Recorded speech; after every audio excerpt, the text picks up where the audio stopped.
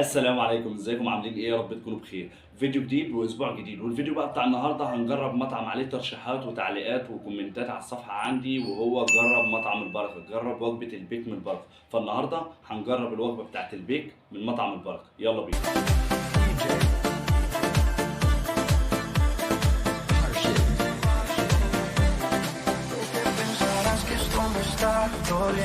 الاوردر وصل وخد حوالي 25 دقيقة في تحضيره وتجهيزه وتوصيله، وده كوقت فهو وقت كويس، سرعة برضو من المطعم. والاوردر هنا بقى بيتكون كاتشب وتومية ومايونيز، علبة الرز،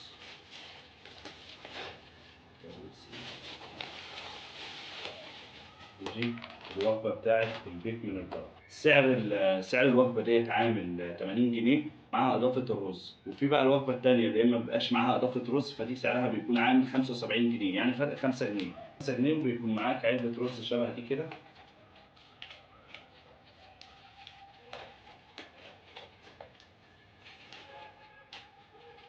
دي كده شكل علبة الرز أهي. بيكون معاها رغيف عيش واحد والسلطات بتاعتها والوجبة. بس كده، فخلينا بقى هنجرب اول حاجه معانا وهي الرز. بس قبل ما نجرب الرز وقبل ما نجرب الوجبه، لايك كده حلو للفيديو واشترك في القناه لو انت لسه ما اشتركتش. خلينا نجرب اول حاجه معانا وهي الرز. كده بقى ايه شكل الرز بتاعهم؟ خلينا نقول كده بسم الله.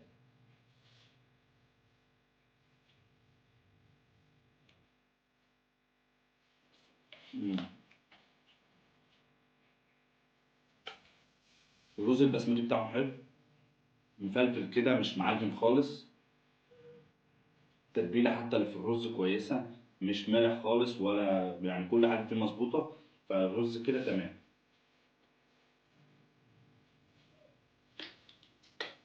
بيجي لك بقى مع الوجبه علبة كده صغيرة حلوة كده فيها كول سلو. خلينا ندوق بقى الكول سلو بتاعهم عامل ازاي.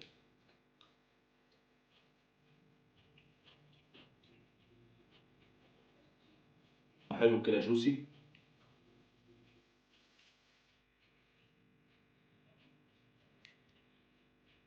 مم.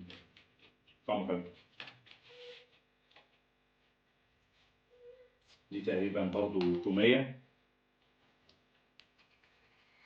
خليها كده ايه ندوقه. مم. مع شوية رز بقى، طعمها حلو. طعم الرز عجبني جدا لغاية دلوقتي. نيجي بقى للوجبة بتاعت البيك. هي بتتكون من 4 قطع، قطعة كبيرة كده صدر،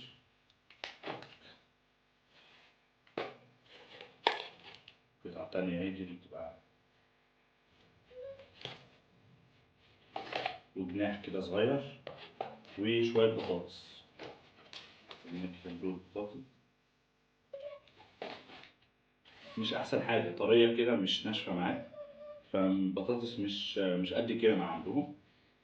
هناك بيخيرك اذا كنت انت عايزها سبايسي او عادي، فانا اخترتها عادي. خلينا كده بقى ايه ندوقوها كده. خلينا كده ندوق القطعه دي. مم. القرمشه كويسه، تتبيله الفراخ حلوه، مش مزفره معاك. دي اهم حاجه في الفراخ، انها ما تبقاش مزفره. مم.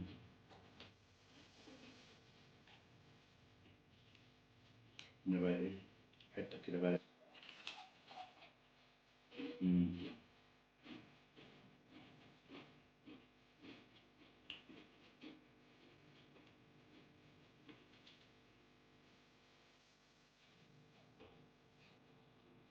بصوا بقى الفراخ،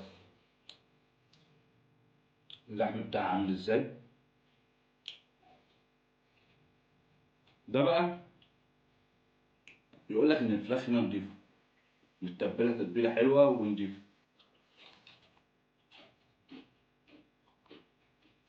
مش اي مطعم تاكل من عنده فرايدي تشيكن كده حلوه.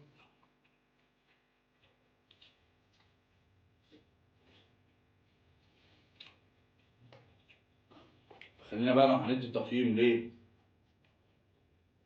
لوجبه البيك ديت، فهنديها تقييم 9.5 من 10.